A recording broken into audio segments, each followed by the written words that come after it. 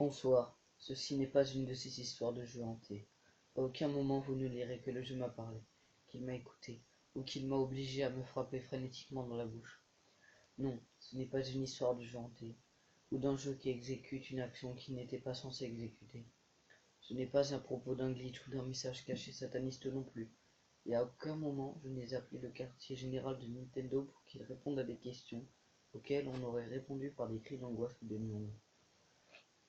Ceci est l'histoire d'un élément dans un jeu que je pense que personne d'autre n'a débloqué. Voilà ce que c'est. Pas de fantôme, pas de conspiration. Juste un secret qu'on était tous supposés trouver, mais que nous n'avons jamais découvert. C'est ce que je présume être une fin alternative de Super Mario World 1 sur Super Nintendo. En 1996, je reçois mon premier ordinateur en tant que cadeau d'anniversaire. J'avais déjà été sur internet. J'avais déjà utilisé un ordinateur, mais toujours chez un ami ou à l'école. Celui-là était le mien, tout à moi. J'ai exploré l'internet préhistorique avec grand intérêt. J'ai téléchargé toutes sortes de pornographie et j'en ai même imprimé, ce qui n'avait aucun sens. J'ai également téléchargé toutes sortes de médias comme un malade, des films, des jeux, de la musique, n'importe quoi. C'est à ce moment que j'ai découvert Mario 1. Je n'avais jamais possédé de Super Nintendo quand j'étais gamin. C'était donc tout nouveau pour moi. J'avais téléchargé des cartons de jeux avec l'émulateur de Super Nintendo, mais Mario World avait toujours été mon préféré. Pendant plus d'une décennie, la même ROM de Mario World était mon hobby pour tuer le temps. Je l'ai joué et rejoué des centaines de fois. Je finissais le jeu de plus en plus rapidement jusqu'à tout simplement explorer la map du jeu sans but précis. Game Genie Code m'a énormément aidé. Je pouvais désactiver le timer et rejoindre un niveau qui me plaisait énormément en attendant qu'un téléchargement se finisse sur mon ordinateur, ou d'autres choses comme ça. C'est de cette manière que j'ai dû finir ce jeu des centaines et des milliers de fois. Il y avait un confort certain dans l'obsession compulsive de cette routine, mais tout s'est effondré quand j'ai vu le bout aveugle. Le bout aveugle, comme je l'appelle, se tenait au-dessus du niveau de Sun Kenshi, plus tard dans le jeu. Je l'appelle comme ça parce qu'il n'y avait pas de dieu visible, comme si quelqu'un de flemmard avait fait un hack sur une ROM. Mais d'après des années d'expérience, je savais que ce n'était pas un hack. Le bout aveugle restait juste au-dessus du tuyau servant à sortir du niveau. Il me bloquait. Je lui tournais le dos, il ne me poursuivait pas. Comment était-ce possible? Il ne me voyait même pas.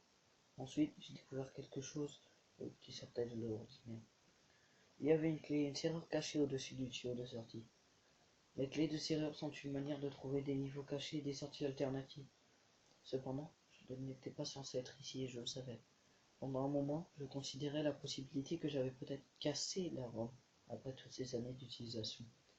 J'ai pris un screenshot pour garder cet instant étrange en souvenir. J'ai ensuite pris la clé pour la mettre dans la serrure. Je m'attendais à ce que ça fasse cracher le jeu. Je pourrais ensuite recommencer sans aucun autre souci.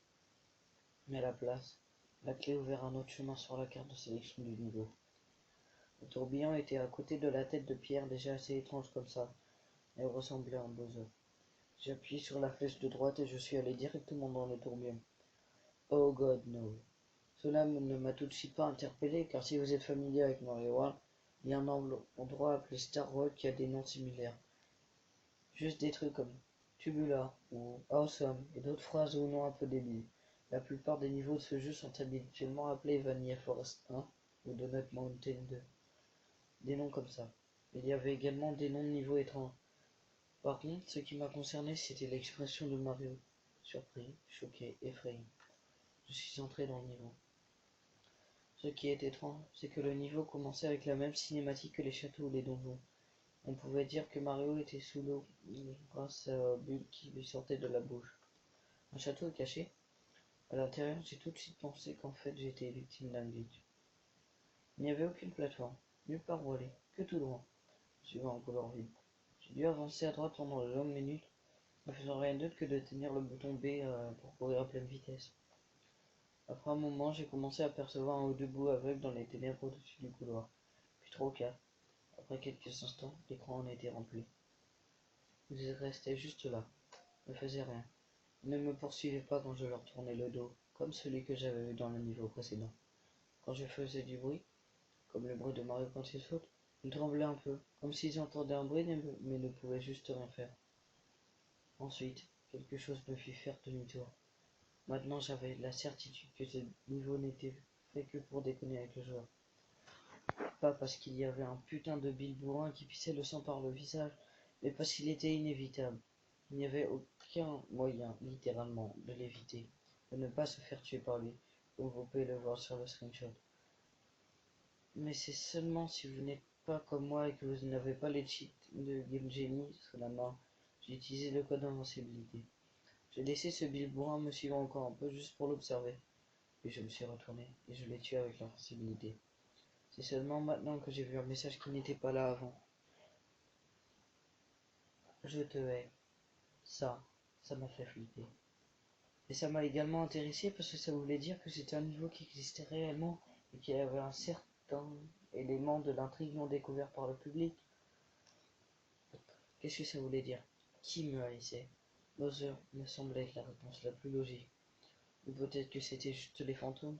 Quand tu es dans un château hanté que tu as trouvé par le biais d'un bateau fantôme, un message ensanglanté n'est pas si incroyable. Je revois le message en approchant quelques bouts géants. J'étais content d'avoir dépassé les bouts aveugles. Puis je les regardais trembler, plus je me sentais mal à l'aise, parce que malheureux pour eux. Mais le contentement a disparu quand j'ai tourné le dos au bout géant. Ces bouts avaient des visages que je n'avais jamais vus auparavant. J'avais l'habitude d'avoir l'air énervé, d'être réveillé, et que Mario envahisse régulièrement les maisons hantées de Mario World. Mais là, c'était différent. Ils avaient l'air plein de haine, d'aimant. Je pouvais voir le fond de leur gorge, ce qui était étrange car habituellement leur texture était peu détaillée. Mais bien sûr, je suis obligé de préciser les messages qu'on peut voir sur l'image. Pourquoi ne meurs-tu pas? Je ne sais pas, je ne suis supposé mourir? Qui le demande? J'ai laissé ces bougies en me toucher, et ils sont morts comme le bilbol sanglant. Bien qu'ils essayent manifestement de m'effrayer, je savais que je ne risquais rien grâce au cheat d'invincibilité, peu importe ce qu'ils m'envoyaient. Après avoir couru pendant un moment dans ce couloir oppressant, sans faire d'autres rencontres, je suis arrivé dans une salle avec un tuyau. Entrant dans le tuyau, je suis descendu dans une salle remplie d'eau. Ça avait du sens, après tout, ce château se trouvait au fond d'un tourbillon. J'ai été récompensé de toutes ces péripéties par un bloc pour d'interrogation, dans lequel se trouvait un champignon. J'aurais facilement pu utiliser un cheat, mais cette pensée m'a fait échapper alors que je faisais face à un autre spectacle déplaisant. Les premières créatures que je vis dans cette salle en dessous du château furent des tombes. À moins que vous ayez vécu sous un rocher depuis le milieu des années 80, vous savez que les tombes sont des créatures en pierre qui tombent sur tout ce qui passe sur leur passage. Ils essayent de vous écraser, essentiellement. Seulement, ces tombes, qui étaient côte à côte, tombaient aléatoirement et à des intervalles différents, sans que Mario les approche. Ils tombaient et retombaient quand ils en avaient envie. Et apparemment, ces tombes étaient des tombes particulièrement efficaces. Encore du sang carton. Ça devenait assez inhabituel pour un jeu Mario. Une franchise qui n'était pas censée contenir de passages sanglants. Mais maintenant, j'en ai vu 3. Le biais sanglant, les messages et ces tombes grimaçant écrasant leurs victimes bouillies sanglants pour toujours. Je m'assurais de nager en les tuant grâce à la visibilité. La vue de ces monstres s'écrasant sur le sol encore et encore me procure une aile d'une intensité surprenante. Ce qui était étrange, c'est que Mario glissait sur le sang comme sur de la glace, et il était sous l'eau. Après avoir traversé cette dépravation, je nageais dans une salle plus ouverte, cette fois remplie de pics sur le sol et le plafond. C'était assez compliqué de nager au milieu de ces pics, mais muni de l'invincibilité, je n'y faisais pas trop attention. Je les évitais plus pour m'amuser que pour ne pas me blesser. Mais l'amusement s'est estompé plutôt rapidement. Maintenant, je savais ce qu'il se passait. Vous pensiez que la baguette sanglante sous les trompes était là pour faire joli? Non, c'était le reste des Mario qui ont essayé de passer, et qui ont échoué. Je devais admettre que c'était un détail intéressant, même si c'était particulièrement glauque. La personne qui avait conçu ce niveau avait en fait brisé le quatrième mur, et montré les restes déchus des pauvres Mario qui avaient péri sous la maladresse du joueur. Les corps bougeaient, un peu, de haut en bas, pour illustrer un courant d'eau paisible. C'était malin, très malin, et je ne pouvais pas croire que c'était certainement le seul, du moins des seuls joueurs à avoir jamais vu ça. Je me demandais si je devais faire plus de screenshots pour avoir plus de détails à vous montrer sur ce niveau secret. Mais, sans nager, sans battre des pieds, les cadeaux de Mario ont commencé à venir vers moi comme des torpilles. Leur visage restait vide et bleu et mort, mais ils bougeaient à une vitesse incroyable. Ils prenaient des angles précis pour pouvoir me toucher, Et quand il me ratait, il se retournait et recommençait dans le but d'attraper Mario et je ne pouvais pas me résoudre à me laisser avoir, même si je possédais l'invincibilité. J'utilisais toute mon expérience pour ne pas me faire toucher par ces cadavres terrifiants qui me visaient avec une précision impeccable. Je finis néanmoins par apercevoir un tuyau violet. Il devait y avoir au moins 10 de ces choses derrière moi, me chassant. Je suis entré dans le tuyau le plus rapidement que je pouvais, content d'avoir réussi à sortir Mario de cet enfer. Le couloir que je suivais était vide. Heureusement, c'était juste un passage sous-marin typique avec rien d'inhabituel dedans, à éviter ou à tuer. C'est tout aussi ennuyeux et prévisible que était le jeu d'habitude, ce qui me donnait un sentiment de sécurité. À la fin du corridor, je suis arrivé devant une porte rouge et métallique, habituelle pour les boss de Mario World. Derrière la porte, un champignon immobile. Je n'ai pas touché à cette merde. Je passai la porte, et Mario fut transporté sur un pont en bois, au-dessus d'un lac de lave. Où était ce sang depuis le début? Quand Mario traversa le pont, il n'y avait aucune trace d'un boss. À la place, Mario regardait sur le côté et ne bougea plus. Je ne pouvais plus le contrôler. Restez là où il était. Continuez à regarder, vous le verrez. Je ne l'avais pas remarqué au début, donc ça me paraît normal que certains d'entre vous ne le voient pas. Si vous ne l'avez pas trouvé, portez votre regard sur la troisième fenêtre en partant de votre gauche. Je n'ai pas le screenshot de celle-ci car elle a été perdue. Mario avait l'air de pouvoir reprendre confiance en lui et regarda à nouveau devant lui, surveillant la salle. Il n'y avait toujours pas de boss. Je ne pouvais toujours pas le contrôler, alors j'ai arrêté d'essayer et j'ai regardé la scène. Le temps passait et passait et passait, pour ce qui semblait être une éternité. Rien n'arriva. Puis un visage familier arrivait par la droite, habillé en vert, orange et en colère. C'était Luigi. Mario recula sous l'horreur.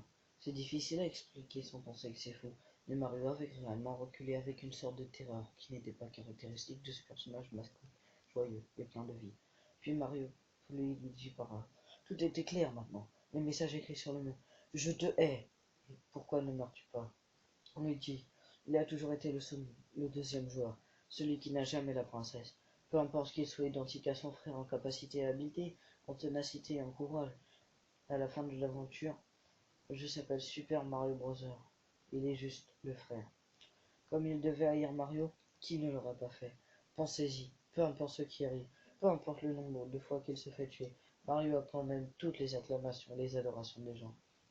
Et Bowser ne travaillait pas seul. Je ne comprenais pas au début, puis j'ai réfléchi et j'ai compris. Comment se fait-il que Bowser réussit toujours à kidnapper la princesse? Depuis le premier jour, depuis le premier Mario Bros. Tout ça a été orchestré de l'intérieur.